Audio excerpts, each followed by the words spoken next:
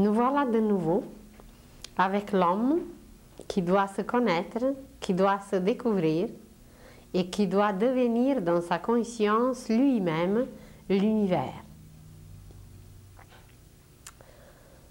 Nous avons mentionné à peine quelques faits qui le concernent, l'homme et ses corps, comment il arrive sur la terre, comment il part de la terre, comment il produit et comment il est la cause de ses actions. Mais nous pourrons l'étudier à l'infini et nous aurons la difficulté de finir avec cette étude sur l'homme. Nous allons jeter un coup d'œil aujourd'hui sur l'homme dans le processus d'évolution à partir du moment où il devient conscient qu'il est un homme. Quand est-ce que ça se produit? Nous avons déjà dit que la conscience passe par les différents états. Et dans ces états, il y a un état de coma, il y a un état d'un sommeil profond, il y a un état d'un sommeil léger et finalement, il y a un état conscient qui est comparable à l'état de veille où nous nous trouvons. L'homme lui-même peut passer par tous ces états, mais aussi chaque règne inférieur représente en même temps un état de conscience en nous. L'état de coma, c'est les minéraux. Mais cet état de coma, nous y sommes, par exemple, quand il y a un sommeil léthargique, par exemple, quand on perd la conscience. Nous sommes dans un état de coma où vraiment il y a juste la circulation de la vie, mais aucune conscience n'agit. Il reste l'état de conscience de coma des cellules. Ensuite, il y a d'autres états, celui de sommeil profond dans lequel se trouvent les plantes, mais nous aussi, nous pouvons être dans un état de sommeil profond. Ensuite, le sommeil léger avec des rêves, où nous sommes liés déjà par l'image avec l'océan cosmique, d'où nous captons les images. Nos rêves viennent de là, et tout ce que nous voyons dans notre rêve, la conscience, ça veut dire le corps mental et astral qui ont quitté le corps, ils se promènent dans l'espace, dans l'océan cosmique, et le cerveau qui sert d'un écran, c'est sur le cerveau que les images captées se projettent ensuite. Et si quelqu'un ne se rappelle pas de rêve, ça ne veut pas dire qu'il ne fait pas de rêve. Ça veut dire tout simplement qu'il ne se projette pas par son écran et il ne les voit pas, il ne se rappelle pas de ce qui était projeté sur son écran, qui est le cerveau. Tout le monde qui s'endort, il plonge dans l'océan cosmique et tout le monde voit des images. Mais selon le projet de l'âme, certains ont besoin de se souvenir. Chez certains, l'écran, qui est le cerveau, fonctionne bien et chez les autres, il n'est pas utilisé. C'est comme si vous avez un cinéma, l'écran est sur place, mais l'écran n'est pas utilisé parce que rien n'est projeté sur cet écran. Alors, de la même façon, quand l'âme ne projette pas les images qu'elle voit ou elle nous amène à travers notre conscience, quand elle ne les projette pas à travers le cerveau, alors évidemment que nous ne nous souviendrons pas de nos rêves. Mais ceux qui se souviennent, ça veut dire que l'âme a projeté sur le cerveau les images et voilà, on se souvient. Chez certains, vous allez dire, mais d'où provient par exemple le fait qu'on voit toutes sortes de créatures ou d'objets ou de choses qui ne sont pas réelles. Ça nous paraît que, je ne sais pas, un poisson avec une tête de lion, etc., quelque chose d'invraisemblable. Eh bien, ça provient d'un décalage dans les formes ou dans le décalage de la projection, c'est que cela a été projeté, mais imaginez que le mental n'accepte pas certaines choses. Et par cette inacceptation, non-acceptation, il y a un décalage qui se produit sur l'écran et que voilà, nous, on se souvient de quelque chose qui était ou monstrueux ou déformé, mais ça se produit à cause que le mental n'accepte pas les images projetées et ça fait comme, ou quelquefois, il y a plusieurs images qui se recouvrent et ça fait un décalage. Ça forme des créatures qui sont invraisemblables, mais en réalité, c'est très réel.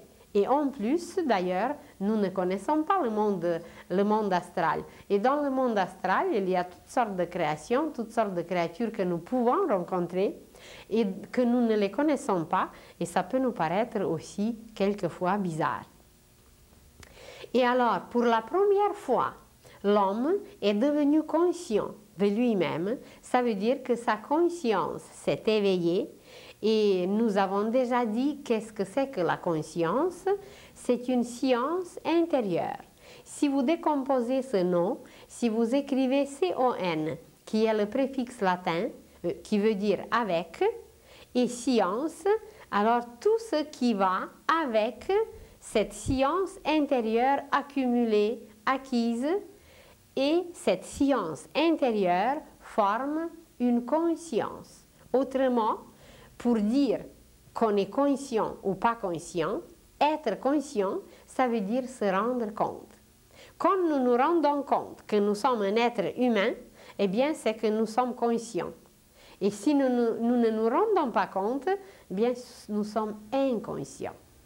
Et pour la première fois, l'humanité est devenue consciente d'elle-même. Nous sommes devenus conscients que nous sommes des êtres humains. C'était à l'époque atlantéenne.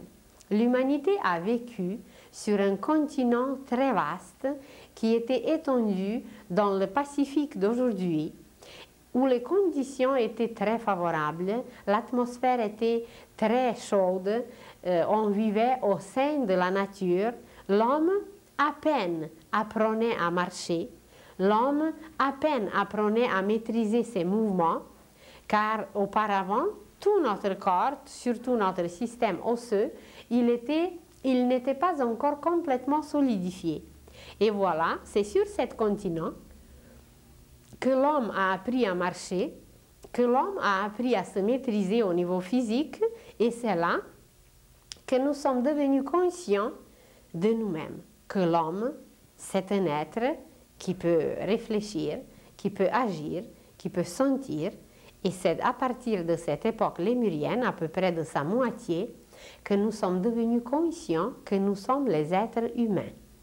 Mais l'éveil de la conscience, pour arriver à saisir que nous sommes des créatures divines, et pour quel but nous étions créés, et d'utiliser toutes les forces créatrices qui existent dans l'univers, cet éveil de la conscience est extrêmement lent. Et imaginez que depuis des milliers et des milliers d'années, où nous sommes quand même devenus déjà conscients de ce que nous sommes, jusqu'à aujourd'hui, ça nous a pris donc des milliers et des milliers d'années pour se rendre compte que nous sommes capables de plus. Non seulement d'être conscients, bon, ben, je suis un être humain, mais je suis un fils divin. Je suis un citoyen de l'univers, je suis capable de créer, je suis capable de faire des miracles, des merveilles inimaginables. Bien, ça nous a pris des milliers d'années. Ça ne veut pas dire que nous sommes déjà capables de le faire, mais qu'on se rend compte qu'on pourrait le faire. Alors ça nous a pris des milliers et des milliers d'années et des milliers de vies. C'est parce qu'à travers la matière physique, la matière solide, l'âme a la difficulté d'utiliser son rythme, de se manifester et de s'extérioriser. Et alors aujourd'hui, pour la première fois, les humains se posent la question d'où je suis, vers où je me dirige, pourquoi je suis venu. Et il y a des choses inimaginables de connaître, de réaliser, d'apprendre.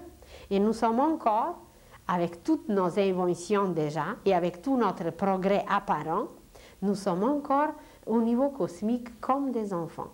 Pas peut-être comme, mais vraiment des enfants, parce que nous ne sommes capables presque de rien. Mais à peine aujourd'hui, on se pose ces questions, eh bien, j'aimerais un peu plus. Je vous ai dit peut-être déjà que j'ai lu un jour une série de volumes, 56 livres sur la vie des génies. Et j'étais tellement fascinée, j'étais tellement impressionnée par ces livres, par ces êtres, que je me suis dit, mais comment se fait-il que toute l'humanité n'est pas comme ça? Où sont les causes que nous ne sommes pas pareils comme ces hommes? Pourquoi Kepler a pu calculer les voies entre les planètes? Pourquoi il a pu donner des calculs invraisemblables pour des siècles et des siècles? Mais pourquoi pas les autres? Pourquoi il y a un qui fait une invention qui sert les humains pendant des vies et des vies et des siècles, et pourquoi pas les autres? C'est ou qu'ils sont plus paresseux, ou qu'ils sont plus ignorants, mais je ne crois pas qu'on n'est pas capable. On est capable, mais on n'est pas arrivé là. C'est comme si on sait qu'un enfant, quand il va grandir, eh bien, il sera capable d'avoir des enfants, de fonder son foyer, de bâtir les maisons et de faire des merveilles. Mais quand il est petit, eh bien, personne ne s'attend qu'il va faire tout ça parce qu'il n'est pas capable. Alors nous, c'est un peu semblable que les êtres invisibles, le monde invisible, il attend pour qu'on grandisse et pour qu'on puisse vraiment réaliser des choses inouïes, bien parce que pour l'instant, on n'est pas capable. Mais déjà, si nous pouvons nous demander qui est Dieu, si nous pouvons nous demander qui nous sommes, d'où nous sommes, vers où nous allons, c'est déjà tout un avantage parce qu'il y a un siècle, on n'aurait pas pu poser ces questions. Et ceux qui posaient les questions, ils étaient ou martyrisés, ou brûlés, ou considérés comme des sorciers, ou comme des êtres complètement hors de tout contexte humain, parce que ce n'était pas encore l'époque.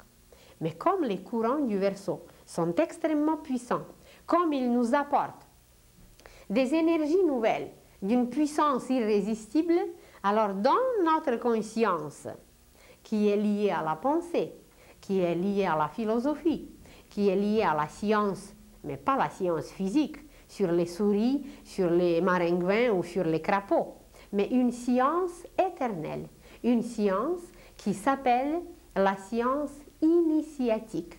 Ça veut dire la science intérieure. Alors que nous pouvons nous poser déjà ces questions, c'est qu'il y a quelque chose qui bouge, il y a quelque chose qui nous oblige de se poser ces questions. Alors pour arriver à se poser seulement ces questions, nous allons regarder une petite image. Et cette petite image représente la pyramide de l'évolution humaine. On s'est dit la dernière fois que le mot principal, que le verbe principal, que l'action principale, c'est de créer. Et nous trouvons cette créativité au dernier degré de l'évolution humaine sur la Terre. Et si nous regardons cette pyramide, vous voyez qu'elle est composée de 7 degrés, de 7 marches. Et depuis cette époque lémurienne dont on parle, où l'homme est devenu conscient de lui-même, il était conscient qu'il est un homme. Il savait qu'il pense, il savait qu'il sent et il savait qu'il agit. Donc les 3 parties étaient présentes et voilà, le premier degré sur cette pyramide, ici plus bas, c'est marqué « se nourrir ». La première marche, la base de la pyramide, qui nous permet de devenir conscients que nous sommes un homme, c'est de se nourrir. C'est tout simplement d'entretenir le courant de la vie dont on a parlé, qui est enraciné dans le cœur, de nourrir le sang, où l'âme est siégée, et que voilà, la circulation se fait, la pulsation s'accomplit, et que le rythme de l'âme, petit à petit, mais tellement petit à petit que c'est inimaginable, commence à s'installer en nous. Et voilà, se nourrir, c'est la base de la pyramide, et si cette base n'est pas là, même un grand savant, même un grand génie ne pourra rien faire, parce que s'il n'est pas nourri, son cerveau ne pourra pas fonctionner. Alors la base, la première base, c'est de se nourrir. Il y avait un Italien qui s'appelait Antonio. Et cet Antonio était au bord de la route. Et sur cette route se promenait un sage. Comme les sages, ils n'ont rien à faire, alors ils se promènent souvent. Et il rencontre Antonio. Bien, il lui dit « Bonjour Antonio, que fais-tu » Et Antonio, il cassait les pierres. Alors il dit « Eh bien, moi, je casse les pierres. » Et le sage dit « Mais pourquoi tu casses les pierres ?»« Bien, pour avoir de l'argent. » « Et pourquoi tu as besoin d'avoir l'argent? »« Bien, pour acheter de la nourriture. »« Et pourquoi as-tu besoin de la nourriture? » Pour avoir des forces. « Et pourquoi as-tu besoin des forces? » Pour casser les pierres. Alors, ça nous paraît que c'est un cercle duquel on ne peut pas sortir, mais un jour nous parlerons comment ce cercle est en nous et comment on peut sortir de ce cercle. Mais à travers ce cercle, disons, on est enchaîné sur cette première marche de la pyramide de se nourrir. Et si nous regardons encore aujourd'hui le monde entier, eh bien vous verrez, nous verrons, que 2/3 du monde ne sont pas sortis encore de cette marche. Que 2/3 du monde sont encore dans la famine et ils ne sont pas nourris. Alors comment voulez-vous qu'ils poursuivent leur chemin et qu'ils s'occupent des choses philosophiques, ésotériques et autres s'ils ne sont pas nourris? Alors la première marche, nous y sommes encore, nous y restons encore jusqu'à ce qu'on sera suffisamment nourris pour pouvoir aller plus loin. Mais ce n'est pas quand même toute la terre qui reste sur cette première marche. Il y a une autre partie qui est peut-être même plus grande que la première, mais les premiers y sont aussi. Là, sur la deuxième marche, c'est se protéger. Se protéger, à l'époque de la tribu, des tribus, c'était toute une autre affaire. Mais aujourd'hui, l'homme moderne, l'homme intelligent, disons, l'homme évolué, est arrivé au sommet de cette deuxième marche où il provoque des forces destructrices d'une telle puissance qu'en apparence, pour se protéger, il est capable de détruire toute la pyramide, donc tout le système évolutif sur la Terre, seulement sous prétexte de se protéger. En réalité, on devait dépasser, depuis l'époque des tribus, cette marche, on devait s'en sortir. Eh bien non, c'est ancré tellement dans la conscience de l'homme, se protéger, cet instinct animal, il est tellement en nous qu'aujourd'hui, non seulement les nations, les tribus, mais la terre entière, elle ne se nourrit que de cela.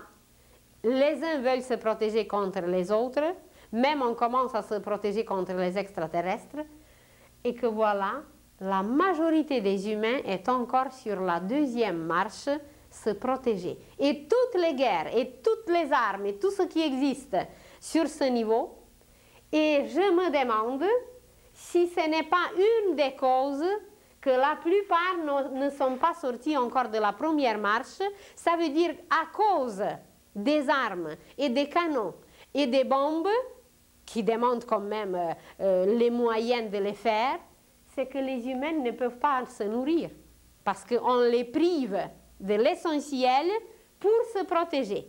Alors les uns sont repoussés et gardés sur la première marche, on ne leur permet pas de continuer parce qu'on les prive bien de l'essentiel, de la nourriture. Alors voyez, l'humanité entière, presque entière, majoritaire, se trouve encore aujourd'hui sur les 2 premières marches de l'évolution et ça dure déjà des millions et des millions d'années. Et nous, les Américains, les grands, les plus évolués, les plus dans le progrès, où nous sommes, bien la 3e marche, c'est se rassasier. L'Amérique, elle est la seule, avec quelques pays occidentaux en Europe, elle est la seule où la majorité peut dire qu'on est rassasié.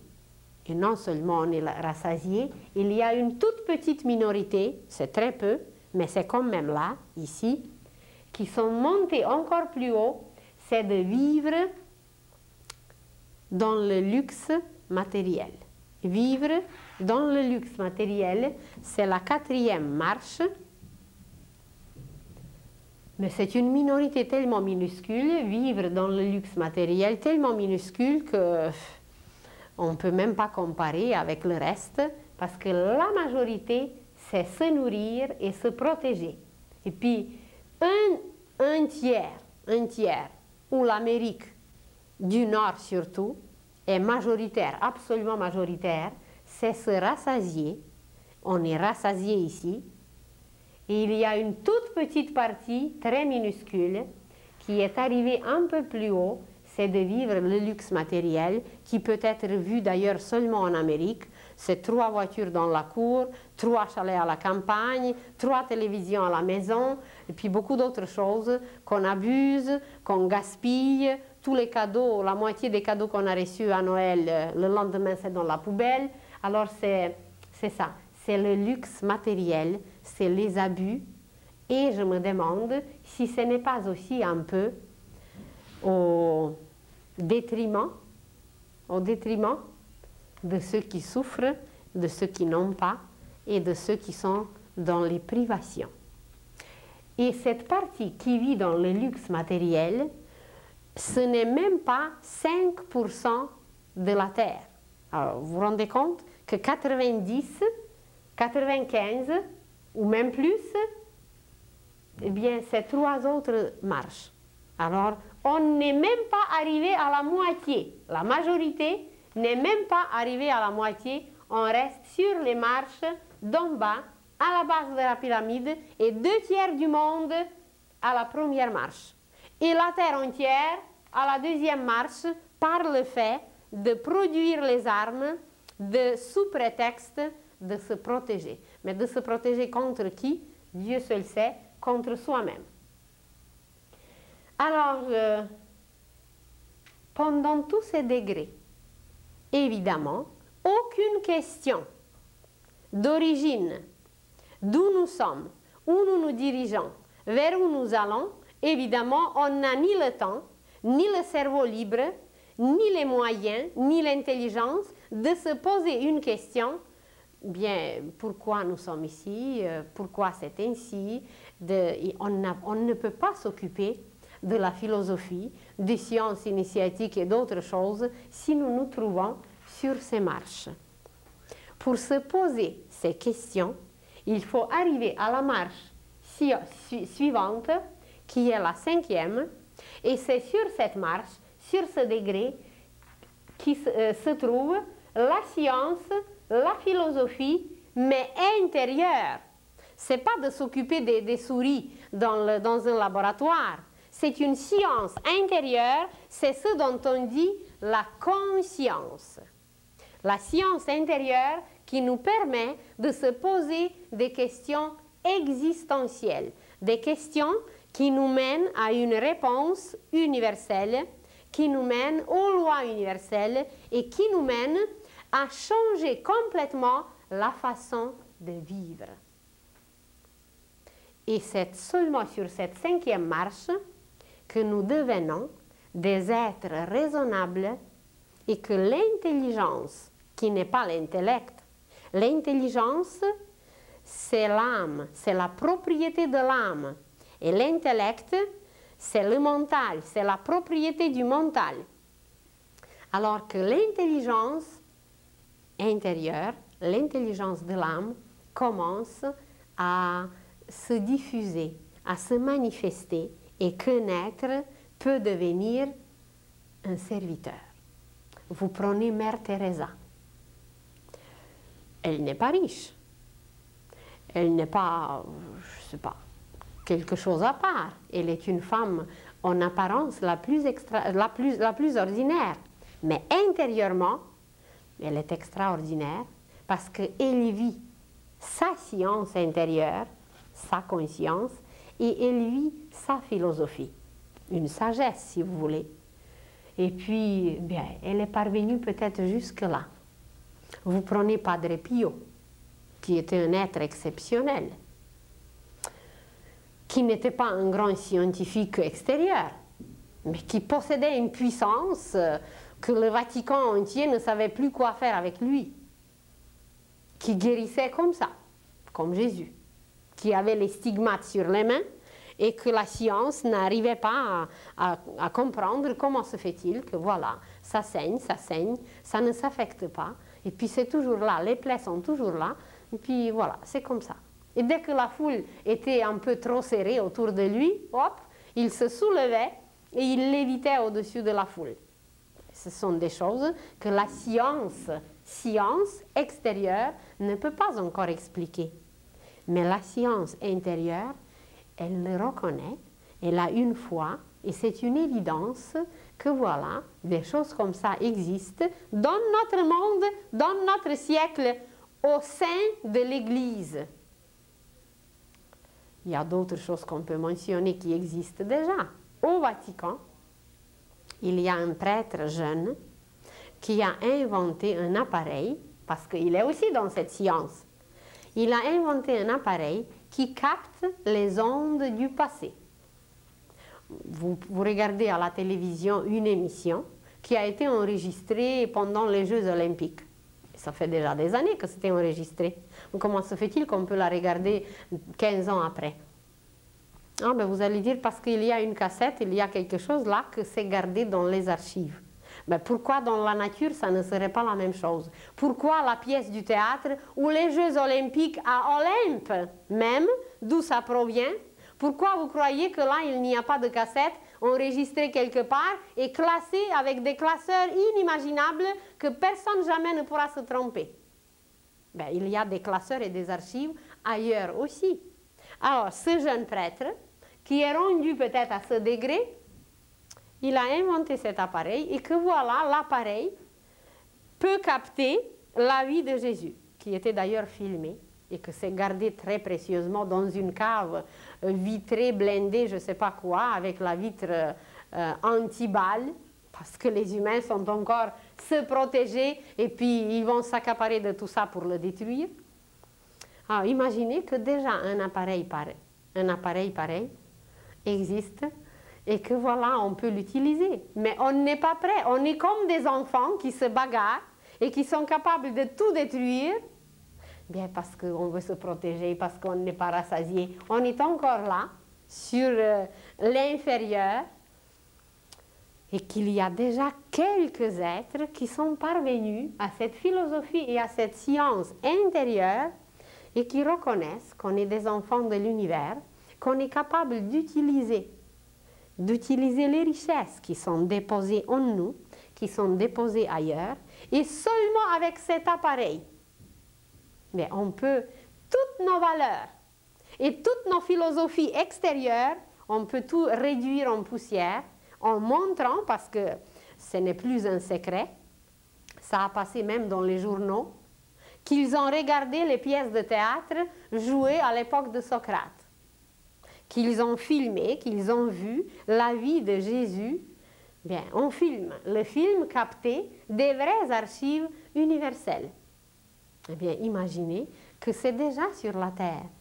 Il y a des trésors qui sont cachés sous le sable, chez nous, dans la terre, sur la terre. Mais comment voulez-vous les dévoiler déjà, puisque les humains se bagarrent encore, puisqu'on prépare les guerres, on n'a même pas besoin de ces appareils. Il y a en Sibérie, au sud de Sibérie, les appareils pour photographier l'aura, les appareils antigravitationnels. Il y a 4 endroits sur la Terre où les appareils les plus sensationnels sont cachés, mais on ne peut pas les donner encore au service des humains, parce que les humains vont les utiliser pour détruire. On n'est pas encore compris que ce qu'il faut, c'est construire. Alors voilà, on est rendu quelques-uns à ce 5e degré, qui est le degré de la science. Mais je ne vous dis pas de la science extérieure, de la science intérieure, de la science de l'homme, de la science de l'origine de l'homme. C'est très bien, c'est extraordinaire qu'on étudie quand même les souris. Comment les petites souris naissent, dans quelles conditions, comment. Mais j'ai l'impression qu'on s'occupe un peu moins comment les bébés humains naissent. Parce qu'il y a une science prodigieuse pour les naissances humaines, je vous en avais déjà parlé, et ça va être très bientôt établi dans plusieurs pays. Il y a cette science sur l'éducation prénatale, sur le travail avec l'âme humaine qui veut s'incarner, mais de ça, il n'y a personne qui s'occupe. Des souris, bon, ça va, c'est très bien. C'est bien de savoir que la souris meurt si on la nourrit de la farine blanche pendant 8 jours.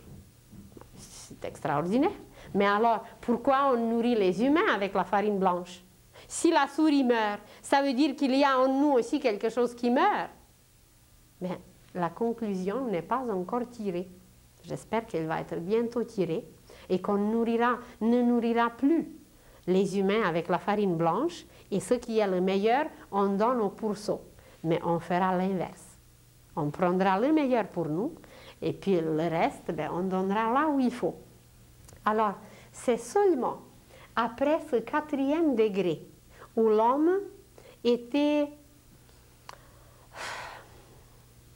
gavé, excusez-moi le mot, l'homme était gavé de tout, qu'il arrive par la suite à se demander, à se poser les questions sur des vraies valeurs. Vous prenez le mouvement des hippies, tout le monde les connaît, les a connus, surtout ici en Amérique. Les hippies, c'était les enfants de ce 4e degré qui ont vécu dans le luxe matériel et qui ont compris que ce luxe matériel, c'est un zéro et que ça n'apporte absolument rien. Et quelques-uns peut-être qui étaient les plus forts, qui n'ont pas succombé aux drogues et qui n'ont pas succombé à d'autres formes de drogue pour s'abasourdir au complet, qu'ils sont parvenus à se poser les questions, à monter un peu plus haut, à s'éveiller à cette science universelle et à répandre la vraie paix, car leur but, c'était de répandre la paix. Mais il y avait encore certaines lacunes, il y avait certaines faiblesses, et que peut-être tous ne sont pas parvenus à monter, parce que pour monter, il faut un effort. Littéralement, ou dans le sens figuré, il faut un effort. Et prochainement, vous verrez une autre montagne, une autre façon, comment l'humanité s'achemine et comment elle monte. Ça, c'est graphique. Cette pyramide, elle est graphique. Mais vous verrez, bientôt on parlera d'une spirale. Et vous verrez une montagne, et vous verrez sur cette montagne qu'il y a 2 façons de monter. On peut monter en faisant les cercles autour de la montagne, mais on peut aussi monter tout droit, comme vous voyez sur les films, dans les films, monter les alpinistes. Mais ce n'est pas tout le monde qui est capable de monter comme des alpinistes. Il faut avoir un amour, il faut avoir un feu qui nous fait monter malgré qu'il y a le danger chaque fois quand on place le pied. Alors c'est pareil, dans l'évolution, il y a des êtres amoureux de cet alpinisme spirituel sublime et ils montent pour montrer le chemin aux autres, pour éclairer le chemin, car aujourd'hui, tous ceux qui ne voudront pas monter, ben, ils ne pourront pas monter, tout simplement, ils seront éliminés, ils monteront ailleurs. Alors, le 5e degré, qui arrive après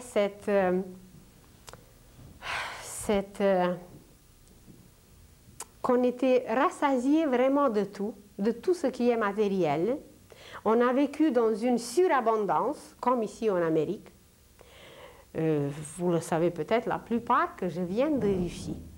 Et que la Russie, c'est un pays, au niveau physique, assez pauvre. Il y a de belles choses, évidemment. Il y a une architecture extraordinaire, il y a une tradition religieuse, culturelle, qui sont extraordinaires. Mais comme il y avait 2 guerres, comme il y avait la révolution, alors le peuple vivait quand même dans une misère. Si vous voulez acheter une chemise blanche en Russie, ben, il faut attendre des mois et des mois. Si vous voulez acheter des tomates en plein été, mais c'est introuvable, c'est impossible. Les tomates arrivent peut-être 2 fois par mois et il faut se lever à 4 heures du matin parce qu'à 8 heures du matin, il n'y aura plus. Et il faut attendre après 2 semaines encore.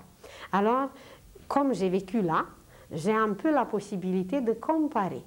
Et je vous assure qu'il y a 12 ans, je suis arrivée à New York, à Philadelphie.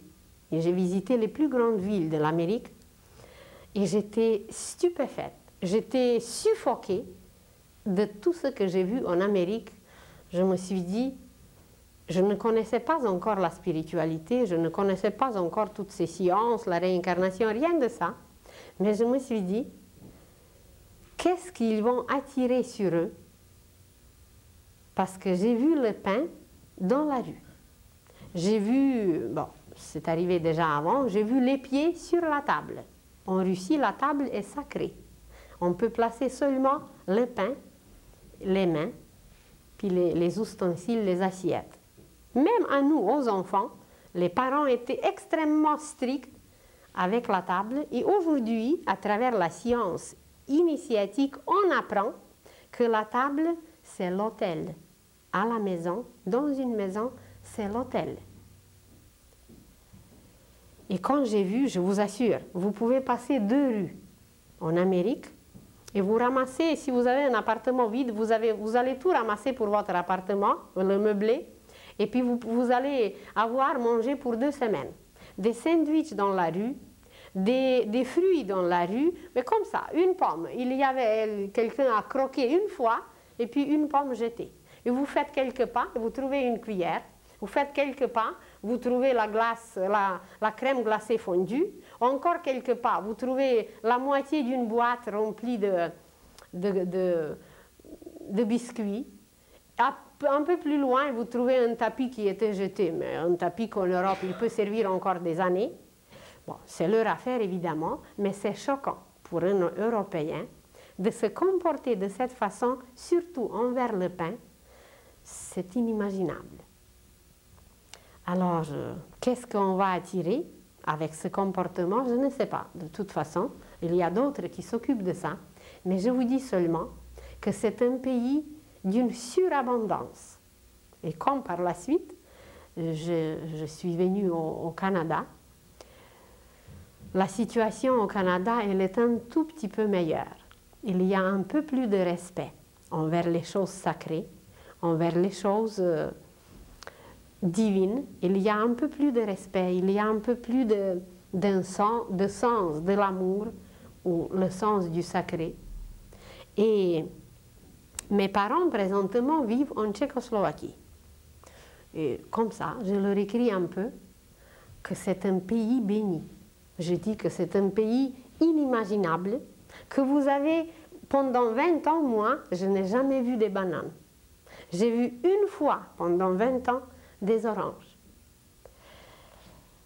Et j'écris à mon père tout ça. Je dis, c'était le 3 janvier, ça fait quelques années, et puis il y avait des fraises. Comme ça, 3 janvier, vous pouvez acheter des fraises. Au mois de décembre, vous pouvez acheter des choses, des melons, de toute façon, c'est à l'année longue. Que c'est absolument inconnu dans les pays européens et ailleurs. Et puis j'écris à mon père que le Canada, c'est un pays béni. Et puis mon père me répond, il dit, c'est un pays 100 fois béni. Il dit, c'est une abondance qu'il faut se mettre à genoux et à remercier tous les jours. Combien le font, je ne sais pas.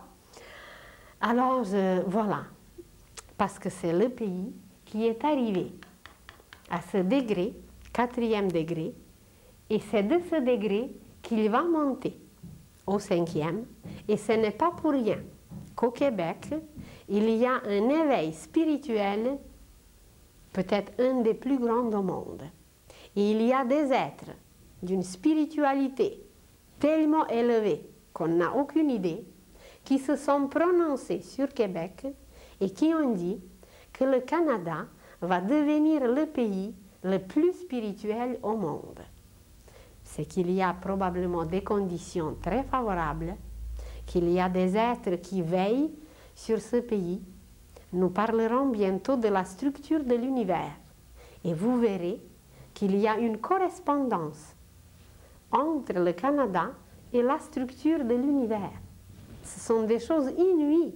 Personne ne songe Personne ne connaît, mais c'est là, c'est évident. Je peux voir un tout petit peu ce pays autrement parce que j'ai vécu à l'extérieur. Je connais à peu près une vingtaine de pays par où j'ai passé et je vous assure qu'il faut remercier 1000 fois par jour parce que c'est le seul pays au monde grand, jeune, riche et aimé par tout le monde. Comme par les capitalistes, autant par les communistes, c'est un pays estimé et aimé partout, et ce n'est pas le cas des autres pays grands, jeunes et riches. Les riches ne sont pas toujours aimés. Les jeunes, des fois oui, des fois non. Et grands, c'est pareil. Alors, j'aimerais beaucoup souligner, surtout à ceux qui n'ont pas sorti de ce pays et qui ne peuvent pas voir de l'extérieur, qu'il est grand, ce pays, qu'il est jeune, qu'il est riche, qu'il est pacifique. Ça, c'est une qualité extrêmement rare. Et qu'il est aimé partout. Alors moi, je me trouve très chanceuse et extrêmement privilégiée de vivre dans ce pays et de vous en parler. Et je remercie tous les jours pour ça, pour ce privilège, car c'est quelque chose qui n'est pas visible, peut-être comme ça pour tout le monde qui est là, mais c'est une chose extrêmement évidente. Mais ce n'est pas tout. C'est qu'il y a des influences cosmiques qui agissent sur chaque pays. Et le Québec, présentement, est influencé par des courants extrêmement bénéfiques qui s'entrecroisent et qui se croisent ici, au-dessus de ce pays. Et ces courants viennent de tout le cercle zodiacal, de plusieurs constellations. Et cette situation s'est déjà reproduite sur la Terre. C'est arrivé à l'ancienne Grèce, au-dessus de la ville de Delphes. Et notre maxime, notre petite phrase qu'on répète tous les jours, « Connais-toi toi-même », provient de la ville de Delphes. Il y avait un temple superbe et sur ce temple, dans la ville de Delphes, était inscrit « Connais-toi toi-même » et Socrate a pris pour devise cette phrase. Et au-dessus de la Grèce antique, qui a donné sa philosophie, qui a donné sa science, mais à une autre époque, évidemment. Pendant chaque époque, on passe les spirales. Et que voilà, nous répétons un tout petit peu la même chose aujourd'hui. Et ces conditions universelles, cosmiques, étaient semblables à la situation d'aujourd'hui qui n'est pas encore connue. Ce n'est pas tout le monde qui sait qu'il y a les influences extrêmement bénéfiques qui se préparent ici, au-dessus de ce pays, et que c'est semblable à ces conditions en ancienne Grèce qui a donné la pensée pour la terre entière. Apparemment, depuis Socrate, aucune nouvelle pensée n'est apparue sur terre. Et qui sait si une nouvelle pensée ne sortira d'ici un jour, puisque ce pays est prédestiné de devenir le plus spirituel au monde. Quand nous parlerons de la nutrition, nous allons mentionner les lacs, parce qu'on va parler du lait, et nous allons mentionner des lacs. Et si vous regardez la carte du Canada, il y a énormément de lacs. Et on ne connaît pas les secrets des lacs. On ne sait pas qu'est-ce que c'est qu'un lac.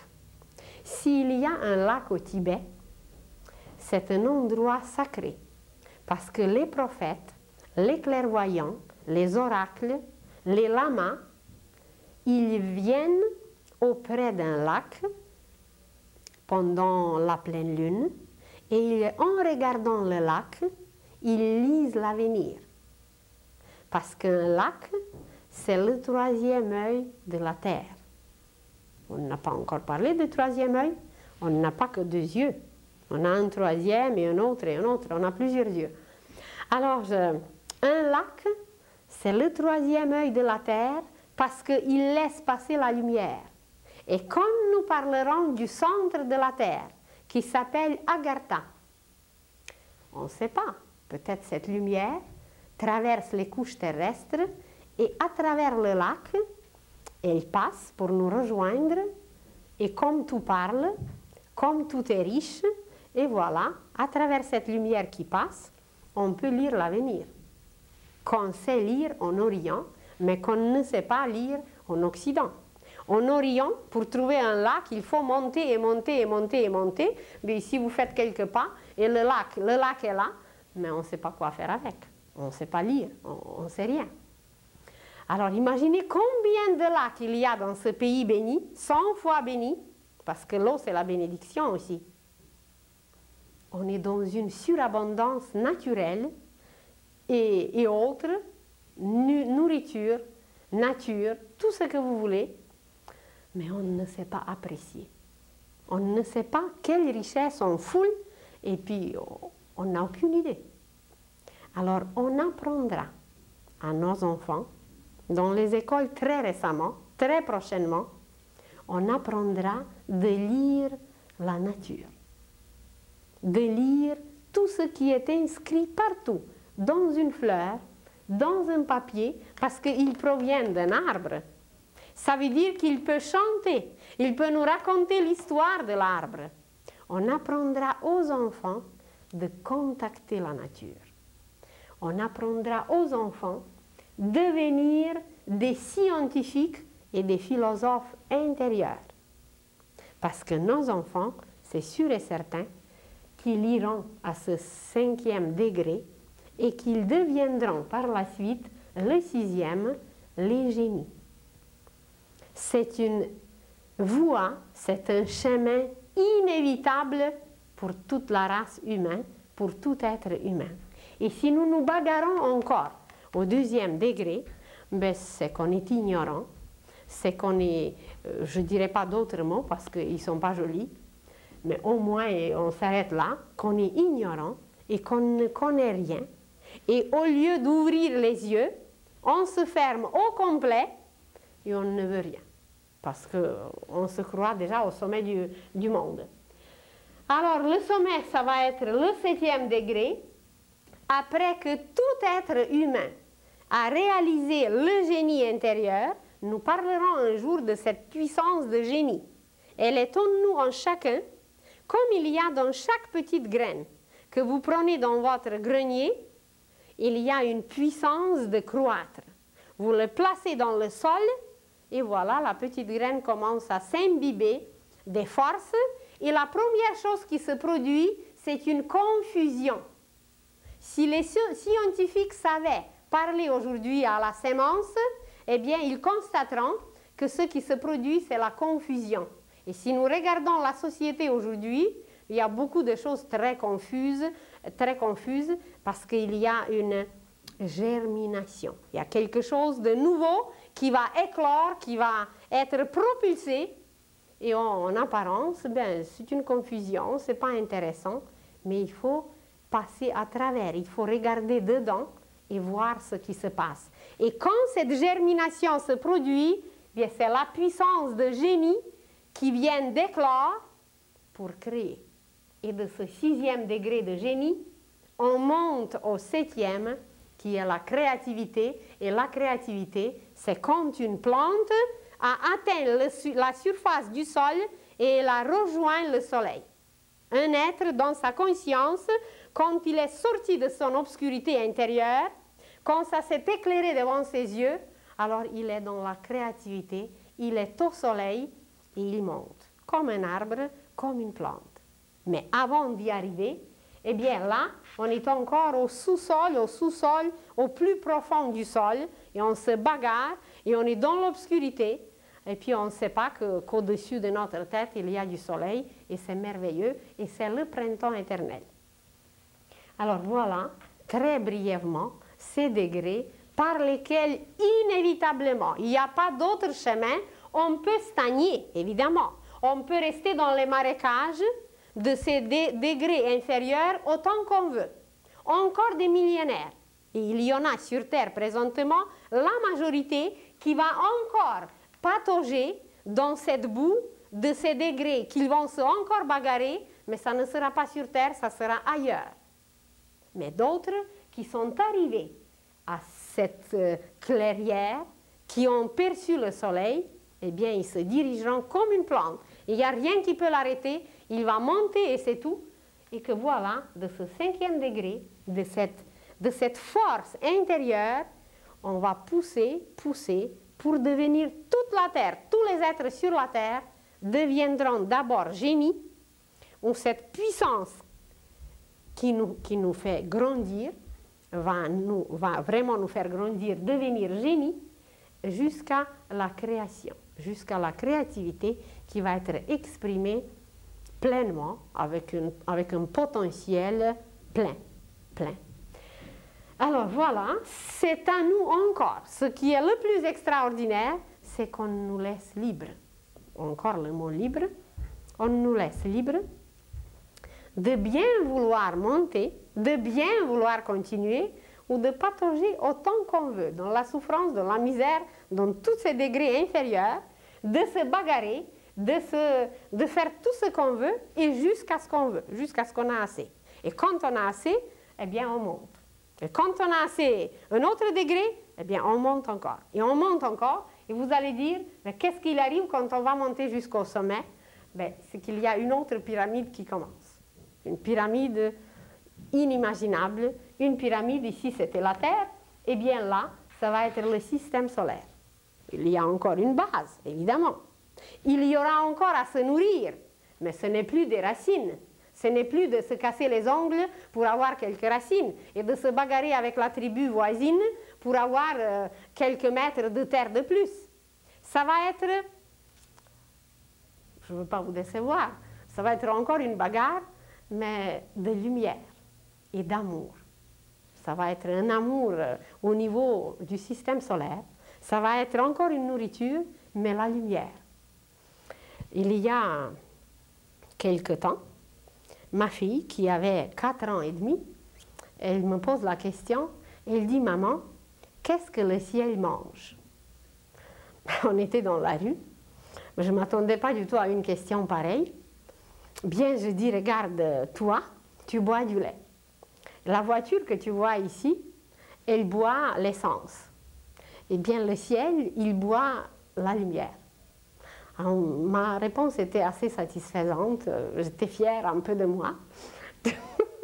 Je me suis dit, bien, il faut s'attendre maintenant à des questions inimaginables, et on fait quelques pas, et elle me dit, est-ce que le soleil meurt? Bien, je dis, oui, il peut mourir, mais ça dure tellement longtemps que c'est comme s'il ne mourait pas. Mais il dit, mais combien ça dure? Ben, je dis, c'est toute une éternité. Mais c'est quoi l'éternité? Je dis, imagine une montagne. Une montagne, mais immense, immense, la plus haute au monde. Ben, comment expliquer à un enfant l'éternité? Alors, imagine qu'il y a un oiseau qui vient toucher, qui vient frôler cette montagne avec son aile. Et il vient, bon, je dis, je ne sais pas si tu peux imaginer 100 ans. 100 ans, c'est un tout petit peu plus qu'une vie. Imagine un vieillard qui est déjà très vieux et qui a 100 ans. Et alors, à tous les 100 ans, cet oiseau vient frôler la montagne avec son aile. Et il vient frôler après chaque 100 ans, chaque 100 ans, chaque 100 ans. Et quand la montagne sera usée par ce frôlement, ben, ça va donner une éternité. Et puis elle dit, mais la montagne ne sera jamais usée. Ben, je dis, c'est ça l'éternité. Alors, voilà, c'est de nous décider aujourd'hui volontairement monter. C'est là que nous aurons les mérites. Parce que si on va nous pousser de monter, eh bien, on sera obligé, évidemment. Mais les résultats, je me demande quel mérite on aura. C'est encore aujourd'hui à nous de se décider de monter. Alors je vous invite de monter. On va monter ensemble. Je vous souhaite une bonne semaine. Et puis la prochaine fois, on va continuer à monter. Merci beaucoup et bonsoir.